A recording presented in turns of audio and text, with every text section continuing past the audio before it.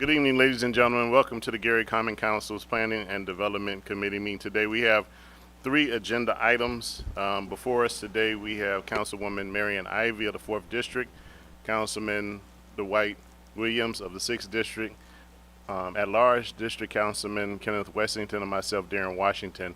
Is Councilman Tolliver from the 1st District, is he online? Okay, we were told he might be joining us shortly. We're going to reposition the agenda today. I want to give some other council persons opportunity to be at the meeting because we're going to be talking about our zoning map. So before we get to that, we're going to start at CPO 2026-29, an ordinance reviewing a special use permit for property located at 9449 Lakeshore Drive to be used as a short-term rental property by petitioner Rex Blackwell and Peggy Blackwell. The Blackwells here today? All right, thank you. I'll call you up in a moment. Administration, Ms. Corey Sharp, would you like to begin? Yes, sir. Thank you. This petition is for a short-term rental. This did come through the Board of Zoning Appeals. It came out with a favorable recommendation. We did establish some conditions with this resolution, and basically the conditions are that the city must uphold a general business license, which is something that we require for any business in the city of Gary. If I might take just one extra moment to explain, a general business license is like the house. And then we have all of the other licenses that fall underneath. So the restaurant license, the peddler's license, the transient merchant license, those come underneath. The general business license is the overall, the house. And that another recommendation, condition is that use shall be strictly for short-term rental. It shall have maximum occupancy must be established and enforced. We work with our public safety team to establish maximum occupancy. Off-street parking must be provided and maintained. No events, parties, and commercial gatherings shall be allowed. A local contact person must be accessible 24 hours a day. The property must comply with noise, nuisance, and property maintenance ordinances.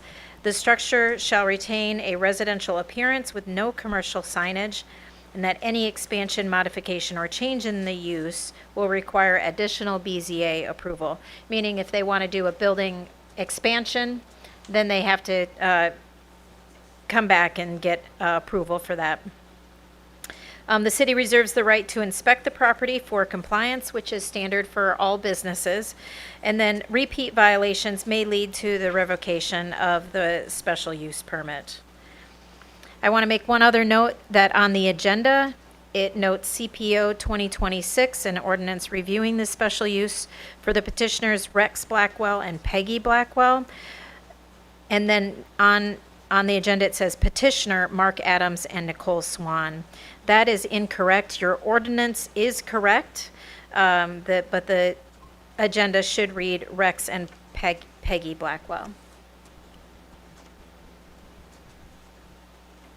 Any questions by council members? Ms. Blackwell, you want to come up?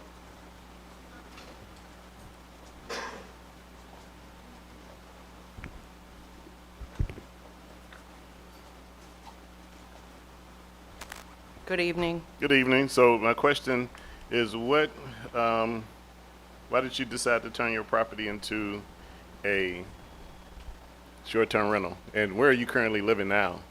We live at 7220 Oak Avenue Okay. in Gary, right down the street from that. Okay. So we turned it into a short-term rental when we built that house. We built a new house. Okay. And decided to retain that property and instead turn it into a short-term rental, which we did get all the licenses involved, the general business license, a rental license. We got a short-term rental certificate in 2023, but they didn't have all the same processes in force. So now we're backtracking to make sure that we've gone through all the hearings, but they didn't require it at the time, and we were. at the time issued a certificate, and we haven't had any, so we've been operating since 2023 without any violations or complaints against our property. Any questions by council members? Thank you, Ms. Blackwell. Thank you. All right. We have been joined, I already said about Mr. Williams. All right, next item on the agenda is ordinance 2026-30, an ordinance reviewing a special use permit for property located at 4002 Pennsylvania Street to be used for independent living by petitioner Chiquita Bryant. Ms. Sharp? This is a petition for independent living. Independent living is required to have a use variance because they are using a single-family home as a for-rent facility. And it's different than just renting your whole house to another family. It's not like having a rental property. This is having rental rooms. So you might have 3 different people from different tax households living in one single family property. So that is what is triggering this use variance for Ms. Bryant. This did go to the BZA for a special use request. They're coming out with a favorable recommendation with a 4-0 vote. With conditions, which I will read. The public hearing was posted on June 18th. So the conditions is that again, because it's operating as a business, you need to have a general business license, shall be restricted to only independent living residential occupancy. So you can't turn it into a short-term rental. You're going to use it only for renting out your bedrooms.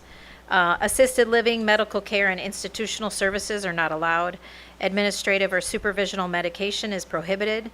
Assistance with activities of daily living are not permitted. These things they're a different use. It's a medical building then. It's a medical use. It's not someone, like the 3 of you could all just rent a building, a room, and come in and out as you please. You're not getting service extra. So, 24-hour supervision or custodial care is not permitted. Compliance with state requirements is mandatory. Maximum of 3 residents is allowed, and that's because there are 3 bedrooms.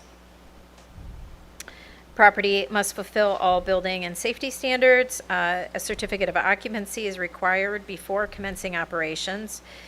The property must retain a residential appearance. Commercial signage and institutional exterior features are not permitted.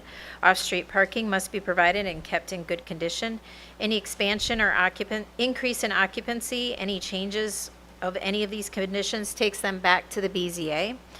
The city reserves the right to inspect the property. Violations of this condition may result in revocation and penalties. Approval is specific to the designated operator and is non-transferable. So if the owner sells the property, then this variance goes away. So again, this came out with a favorable recommendation from the Board of Zoning Appeals for Ms. Bryant, located at 4002 Pennsylvania Street. Any questions by council members? Yes. Yes, is the petitioner here today? Okay, can you come up right here, because I got a few questions. Yeah.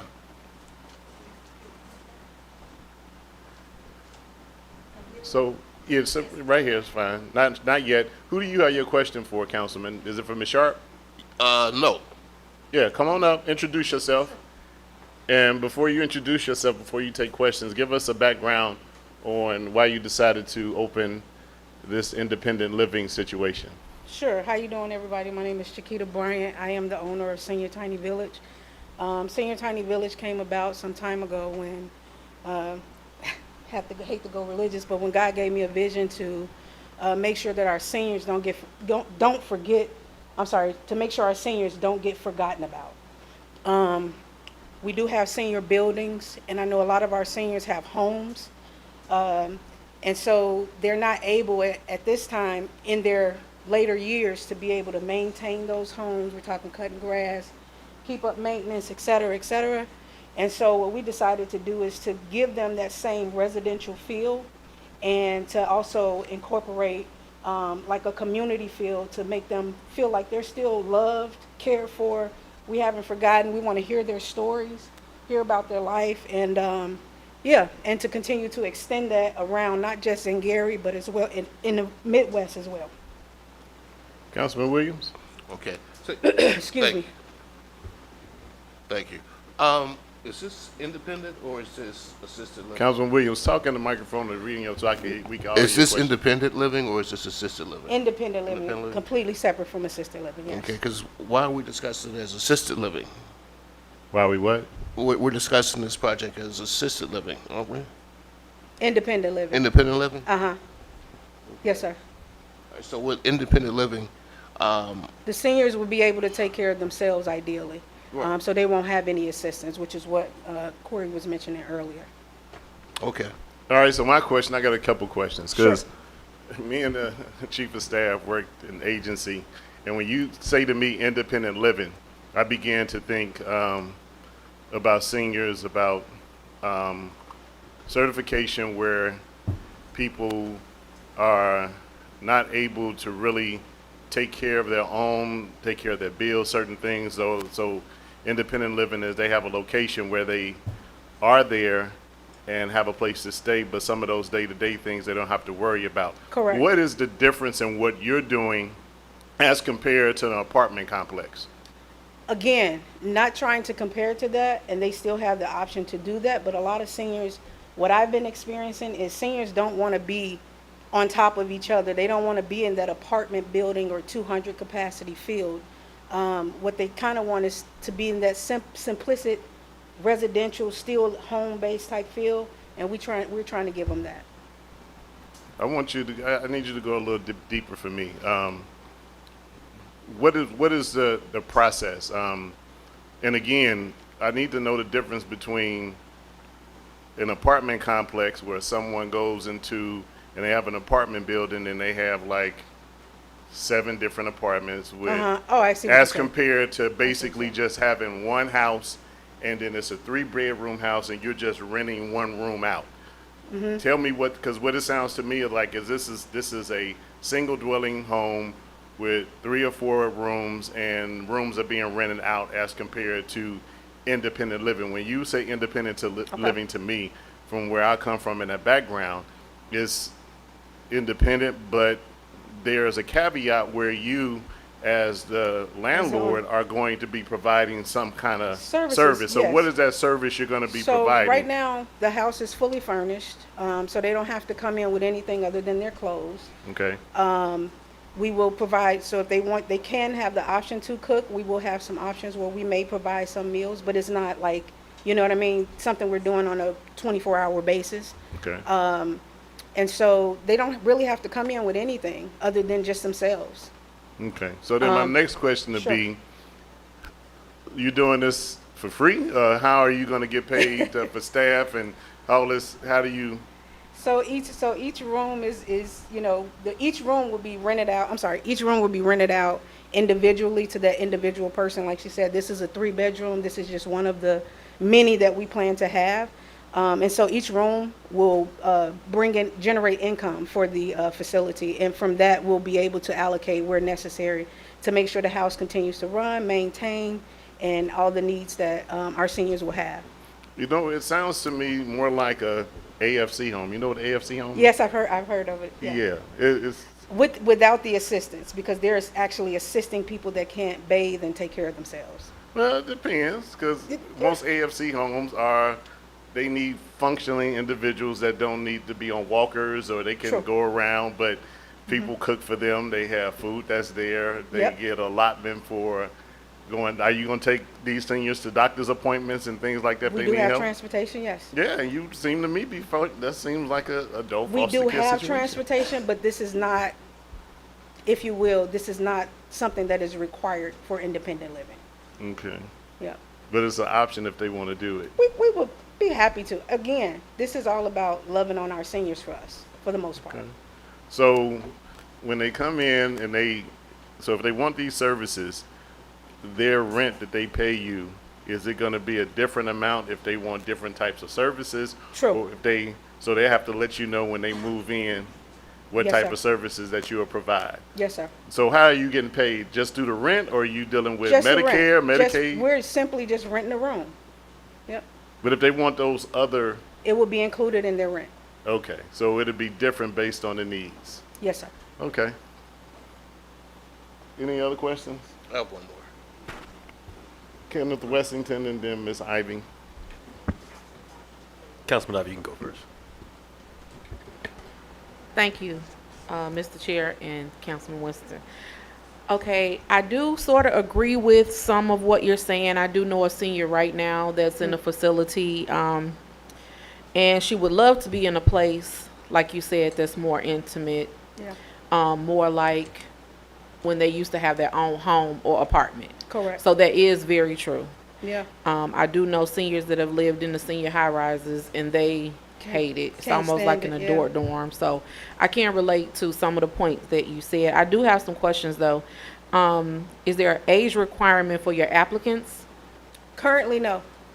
So does As that long mean as, you as long can? as they can, as long as they can take care of themselves. Like they don't require any assistance to get up, to move around, to bathe themselves, to cook for themselves. Independent living is strictly just giving them a place to reside. So does that mean you could have someone from 50 to 99? Yeah, but we want to try to make sure that that space is comparable for everybody that's involved, if you will. Will they be sharing the restroom facility? Yes. Laundry, And will kitchen. will this be mixed, male and female?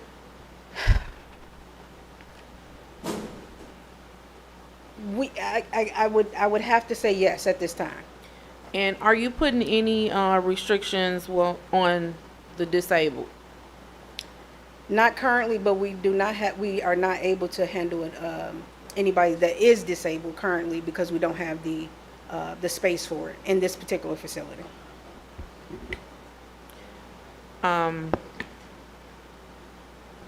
Okay, thank you, Mr. Chair. That's all for now. Thank you, Mr. Chair. I think the point we're trying to make is I commend what you're doing, Thank you. but we definitely need more parameters.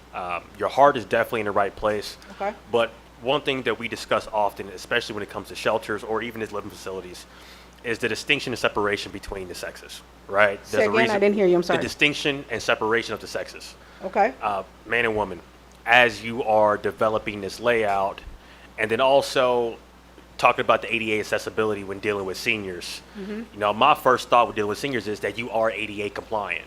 So just from sitting back and listening in, this sounds more just like a traditional rental facility because you don't have age parameters, you don't have any guidelines based upon There- gender. Go ahead.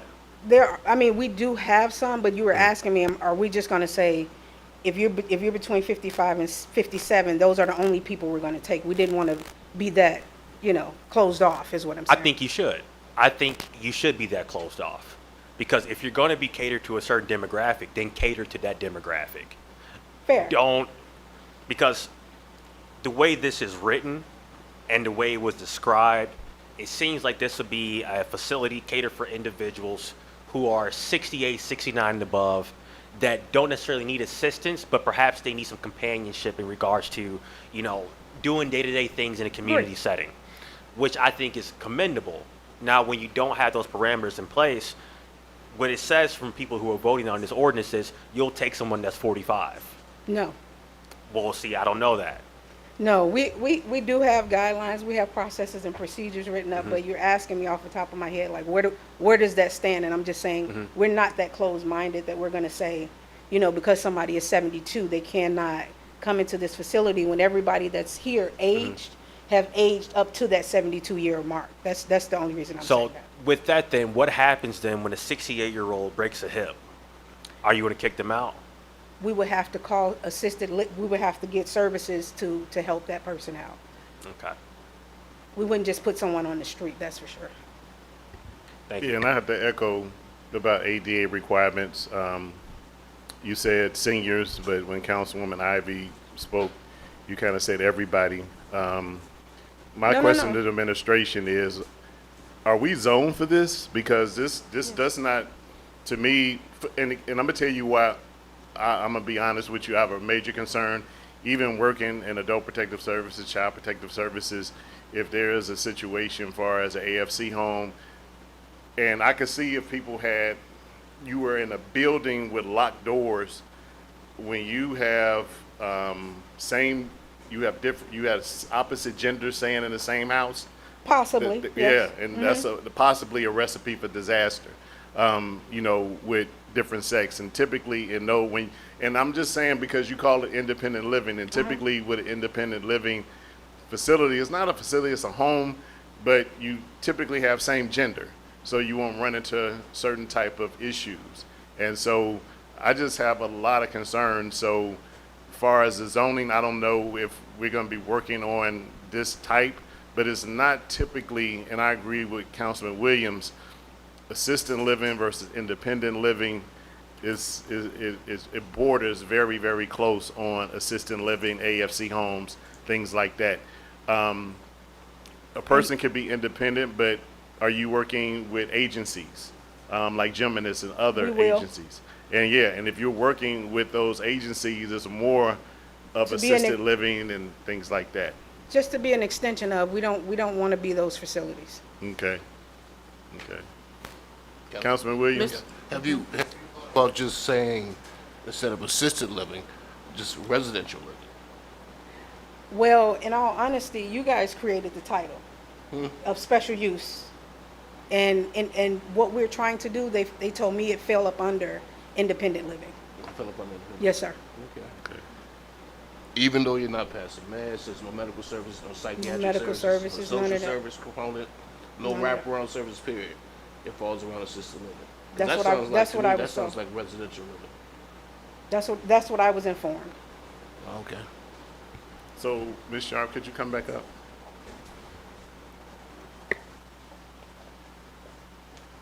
So in our zoning and what's going on, it seems there's a lot going on with this independent living type of zoning. I think, I can't speak for other councilmen, but it's just a lot of questions that come up when it comes to ADA, when it comes to service providers, when it comes to adjusting rent based on services, based on if you need this, you need that, then your rent would be this, and that. Is there another type of zoning, or do we need to tweak what needs to happen to look at this to make sure that it's solid? I just don't want it to come back and bite the city some kind of way. By way of history, Ms. Bryant actually started the process underneath something different, and Dr. Martin kind of coached her through what was actually needed. We are in a very unique situation because you're about to enact our new code, which is enacted on August 1st. So we're operating underneath the old code separately. Under the old code, this was the best path forward. Underneath the new code, we do have a designation for group living, convalescent homes, a group home, private secure care institution, a group care facility, monitored living. We have them defined and set forth, but because this is not assisted living. It is independent. She has chosen to operate underneath the senior threshold. She could have easily chosen to operate, I'm going to have college kids. I just packed up my niece in Bloomington, where they are literally renting out rooms to college students individually. So she's chosen to operate for the senior population. We do not govern operational decisions. We only govern land use decisions. So she's using the building and facility as multi-tenant in one structure, and we're underneath the old code. So my question then is, what would be the difference if she operated under the new code? Under the new code, I believe it would be under a group living structure because you have a isolated population living in a group, living under one unit, and they are paying per tenant, per person in a group living. So let me just scroll up here to look at my definitions under group living. I'm just saying, I believe under residential, I'm talking to you, under residential, I think it's may fit a little bit better than assisted living or independent living. Under residential, I think you'll probably have a better fit. Do you have any staff staying at the house? That would be yourself? That's what I'm saying, residential. Because there'll be a staff member staying there. So, Well, Councilman Williams, what she's doing is admirable, and I like what she's doing. I just Yeah, I want to like make it too. sure and you're in my that district, I don't so want I love it. I don't want codes to be overlapping where something happens and if there's a better process, because I'm trying to prevent something from happening in the future that if we got it tweaked now, she wouldn't have to come back before us or something. Yeah. Hold up 1 minute, hold up, because I think I'm gonna let you come back up if you need to. Go ahead, attorney. Good evening, Carla Morgan, Corporation Counsel. So, under the Fair Housing Act, which was passed in 1968. Attorney Morgan, you know you got to hold that mic up. Okay. Thank you. Hello. Okay, so under the Fair Housing Act of 1968, she actually cannot discriminate based on gender. Exactly. So she has to offer it to men, women. I just wanted to add that because that point came up earlier. So. And that's why it throws off when you say independent living. And that's why I began to think of, and when she talked about services being provided if they wanted to do that. And from our world that we come from, when you say independent residential, a lot of that is to a certain extent assisted. And we know that problems a lot of times can arise because it's rooms being rented, not apartments in a building being rented. And privacy is pretty much non-existent. So if a situation arises, so I'm assuming in your house, I could go to the room next door and just knock on the door and I could access the room Thumbprint, everybody has their own thumbprint to get in the room. to get into their room. Yes, sir. Okay. All right. So privacy shouldn't be an issue unless somebody, walks out, leaves it open, and, Okay. everybody in the house is attacked. I mean, don't get me wrong, I love it. It's in my district and you're helping seniors. We just want to make sure we're going to get it right. Yes, I understand. Yeah. And I too would like for you guys to get it right so that the process is a little bit more seamless going forward. Because we would like to not only do this home, we would like to do many homes throughout the city of Erie to help get more seniors. Along with, we also in that process in Chicago and in Wisconsin.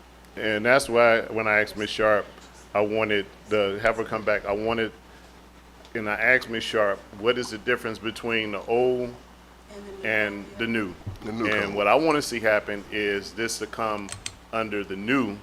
So for everything from the city standpoint is covered.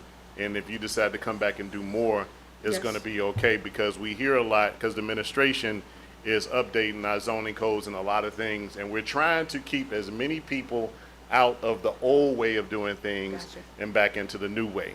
So, Ms. Sharp, how long would it take to get her based on what she needs to do far as the new way that you're talking about based on your zoning codes? Because I would rather delay this to get her where she needs to be with the new zoning code instead of doing a whole bunch of other stuff under the old way, and we have moved on to a different set of standards. I have one Hold on 1 minute. Ms. Sharp? Yeah. Attorney Molina, I might need your input here. I'm going to answer, and then he can tell me if I'm wrong. So if we were going to postpone a decision. This is underneath a new ordinance, and it came out of the BZA with a resolution that was voted on. If we ran her underneath the new code, it would be a new regulation, and so she would have to have a new public hearing in order to do that. And to run through the public hearing process at the BZA level, it's a 3-month from start to finish. Applications start, then you have the public hearing, and then it comes to council, and your first month is application and the process of getting the application finalized. Next month is BZA, and then the third month is city council. So for anybody running through the process, it's a 3-month process. Now Attorney Molina can tell me if I'm right or wrong. Right. No, that's accurate. And I think one of the questions asked is the zoning allow it? And that's why we're here, because zoning does not allow it as we are under the existing zoning code. And as a matter of right, because she began her process before the new zoning code was into effect, we have to follow the old rules until the new ones take over. So that's right. I mean, if this were voted no, then she has to basically start from scratch. Now, and this is begin the again. million-dollar question. $1 million. I understand the process. Is zoning the old way going to be a problem going into the future? If BZA is saying zoning the old way is not going to cause a problem going forward in the future with the new zoning laws, then I'm fine with it. If there's going to be a potential problem in the future and some precedent, well, it can't be precedent because we'll be a new way, but is currently the way that BZA passed this, is there a concern by the administration that it may cause a problem in the future? That's a great question. I think it's also a great question overall, the way the whole transition is happening, right? I mean, we are having now 2 sets of rules, and there are going to be some situations where there may be overlap that something under the previous rules we don't like, and it'll get phased out in the future as either people move or the use expands or they attempt to expand, and then we can hold them to the new standards. In this particular case, I don't believe if we passed it now or if we said, hey, come back in September, try again under the new rules, we would have any effect on her or on the city. I think what we're doing is basically taking this at the process it is now. If we approve it, she's good to go. If we say no and she comes back and does it again, I don't think it would be deniable under the new zoning code either. It's just a little bit different process.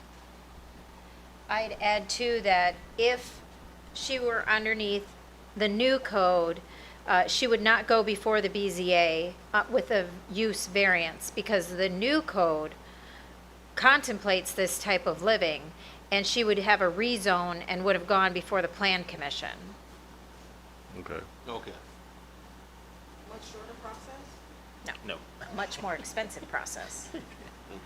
Okay. Oh, gotcha. But I think the last thing I'll just say on this topic is I think one of the good things when someone does get a special use permit, it gives us the authority to put certain conditions on that, and it kind of holds their feet to the fire so that they violate that condition. So certainly it's up to the council what you would like to do on this. If you have any concerns about the conditions that we have or that were passed, you are certainly within your right to say, you know, there's 11 conditions there.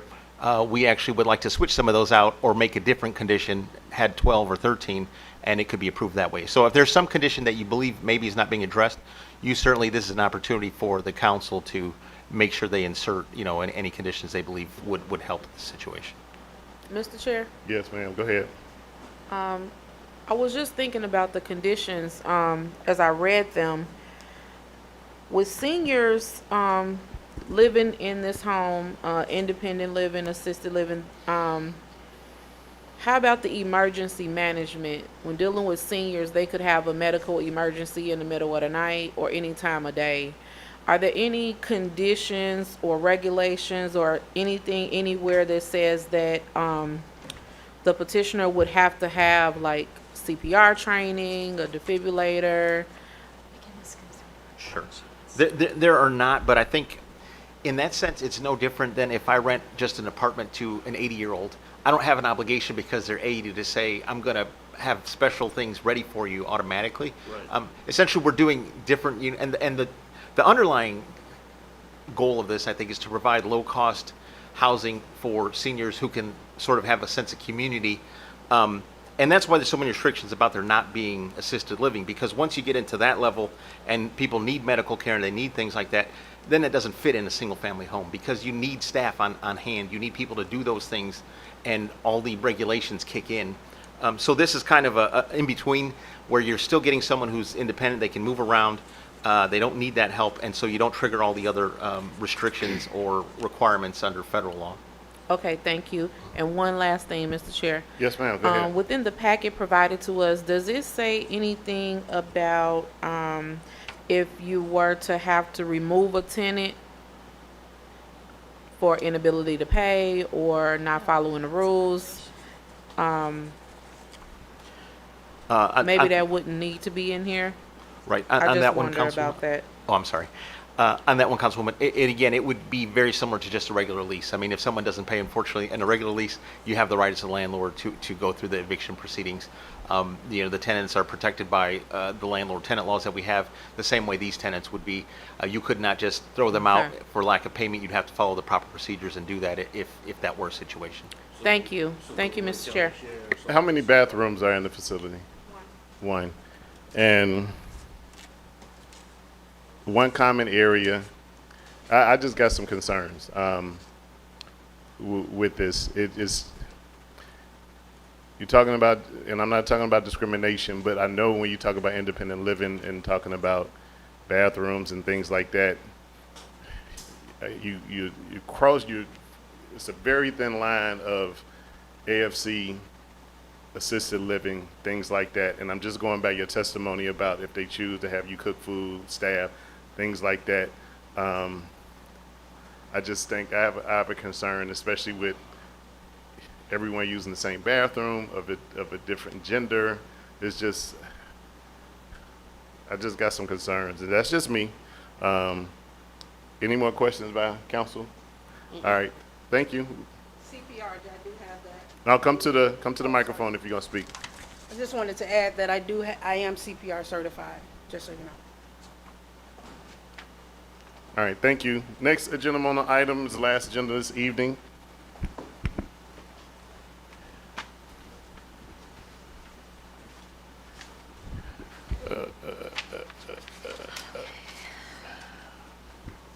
An ordinance adopting the official zoning map of the city of Gary to become effective as of August 1st, 2026. Ms. Sharp. Thank you again. May I get some IT assistance turning on the presentation? Thank you. And then can you hit the two arrows there that kind of go like this on the upper right-hand side to go full screen? There you go. Okay. I wanted to give a quick presentation because this has been a long time coming. This is a part of a presentation that we did at a public forum on June 4th, where we invited residents to come out and stakeholders to come out and provide input on the new zoning map. We had an interactive activity where we asked for how they thought certain properties should be zoned. We are rezoning the entire city because we have written a new zoning code. And that new zoning code has a certain framework that establishes new districts all across the board, residential all the way through manufacturing. When we write those new districts, we need to assign every single parcel, which is over 57,000 parcels, a code. So if you were to look up Ms. Bryant's property, it might read R3 today, but then tomorrow it might read R1 because of the way the new code is written. When we were considering how to draw the map specifically, we had 4 key resources that we looked at. The first one was the existing zoning classifications. How does the map look today? we also took a look at the comprehensive plan. What is our future vision? Then we looked at economic development opportunities. And then finally, we looked at our infrastructure and utility capacity today. So all 4 of those things went into our framework. I'm just going to give you a quick summary of each of the districts because each different district is different, and you can see the typology on the screen. So R1 is our small lot residential. Dr. Martin went through every single parcel, and if there was a parcel that was smaller than 30 feet wide, it was assigned R1 zoning because it's a small parcel. R2 zoning is our larger lot, so 40 feet and above. R3 is our duplexes that we have. Then R4 is a regulation for multifamily, 4 to 19 apartments, and R5 is 20 apartments and above. Our business districts now have 4 classifications, whereas before we had 7, and so we're having to make similar adjustments in our map to reflect our new regulations under business. So B1 is now neighborhood. So you'll see on the map that I'll show here at the end where we've got neighborhood corridors and we want neighborhood businesses like the ones shown on the screen.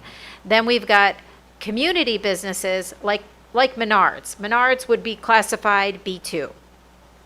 Then you have wholesale business. This is where you have wholesale and distribution facilities that are larger and they have larger parking lots. They have more stormwater requirements. So now they have their own classifications under B3. B4 came right out of council's input of this automotive district. You'll see that we've got a corridor that's pretty much set up for B4 businesses that aligns with any automotive. When we say any, it's a mechanic shop, a car sales place, a tire sale place, a gas station, any place associated with automotive industry. Our manufacturing districts still remain the 3 different classifications. Basically, M1 is limited manufacturing, small manufacturing. M2 is more manufacturing and production of they're building things. Then M3 is heavy industrial, which is U.S. Steel. We have 2 mixed-use districts. I'll get into this a little bit, but basically we have opportunities where we have nodes of neighborhood mixed use where we would have a restaurant on the bottom level, apartments up above, but it's not a big facility. It's neighborhood. It might only be 3 stories. And then we have downtown mixed use, which is the same idea, but it would be maybe 10 stories. The other thing with the neighborhood mixed use is that it's considered to be mixed use in the context of the neighborhood. So in these districts, you could have a business on one parcel and then a residential on another parcel because we're trying to create that walkable environment. It doesn't need to be a vertical development to be mixed use. It can be horizontal neighborhood focused. We have 2 new districts. One is category is destination. We have destination civic. This would be our police station, city hall. We have destination institutional, which would be churches and other large gathering assembly places. We have destination parks, destination schools. This would be IU all the way down to K-12. And then we have entertainment district, which would be Hard Rock and a movie theater.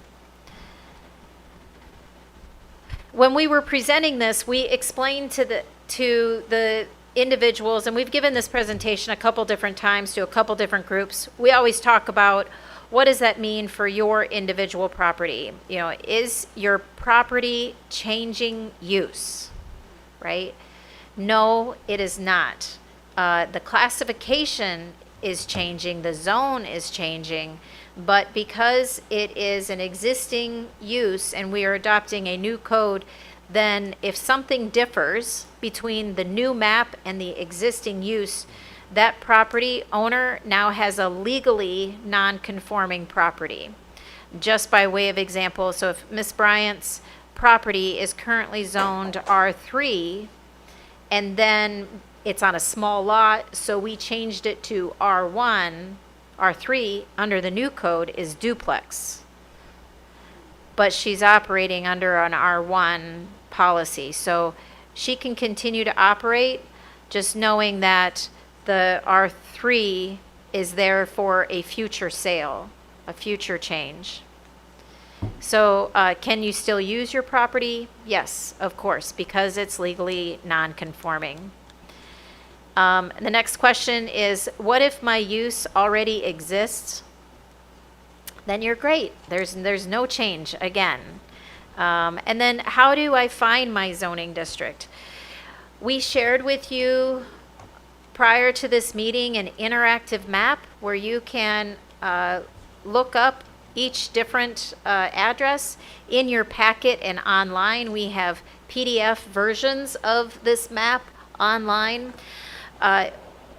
When you finally adopt this, this will be embedded into our GIS system, and individuals will be able to type in an address just like the Lake County GIS system, and they will be able to zoom in, go right to the address. It will have not only their land use classification, the R1 versus R3, but it will also say what is your height restriction? What are your setbacks? We're trying to make the code easy. When we wrote the code in table format so that it's easy to interpret, and we're trying to do the same thing with the implementation of the map.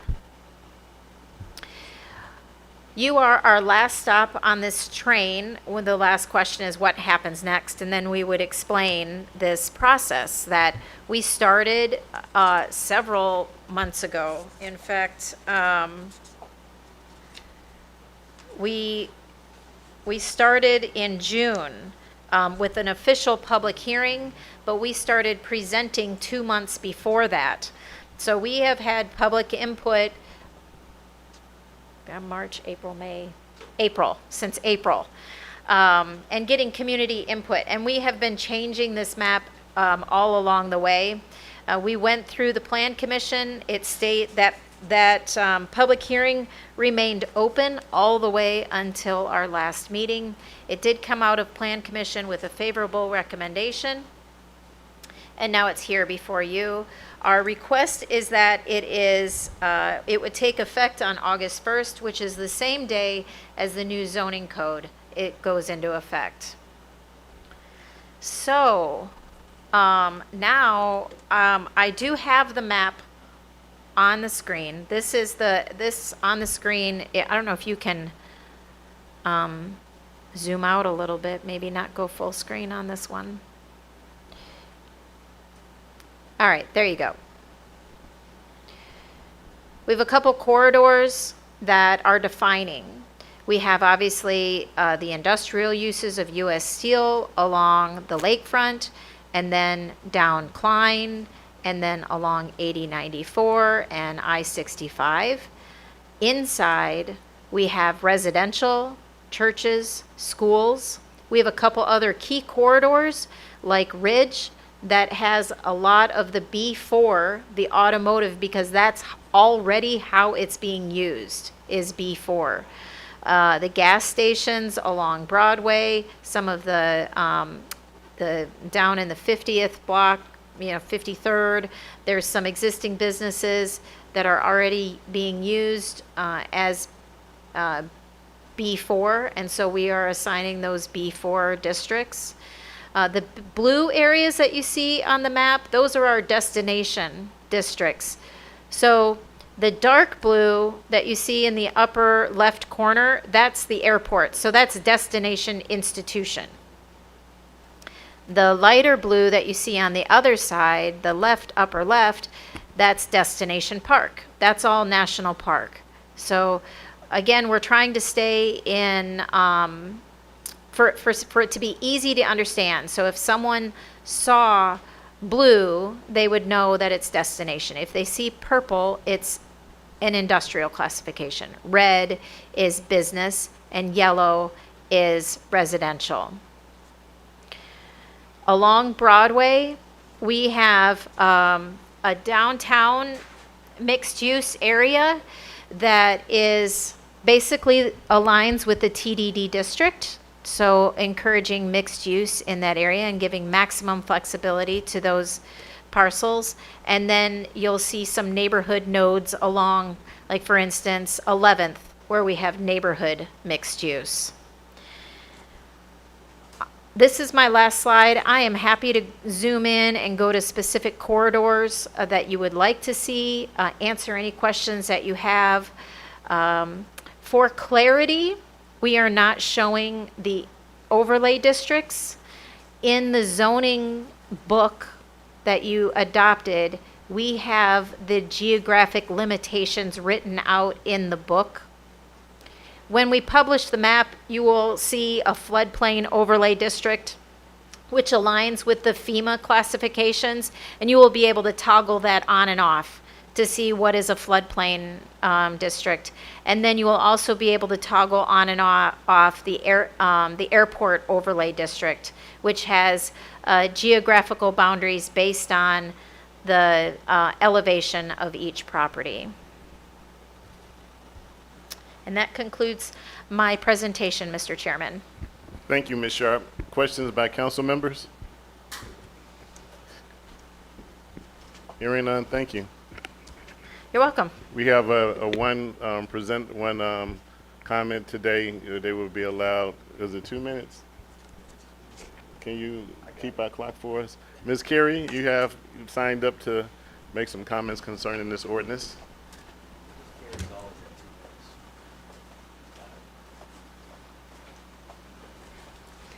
Thank you, council members, for allowing a comment tonight.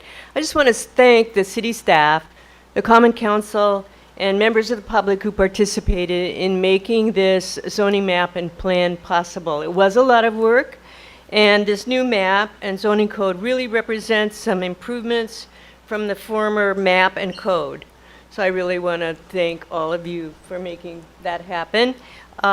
In particular, there was a public meeting and public events that reached out to residents to see what they thought should be developed in these former school properties that are located in residential districts. There was a concern previously that using planned unit developments, which changed the codes to match what they were proposing, allowed for trucking industries to locate in residential districts, and that has been limited and not allowed. So we are thankful for the opportunity, and many residents are thankful in those neighborhoods for the opportunity to make their concerns known and have them answered.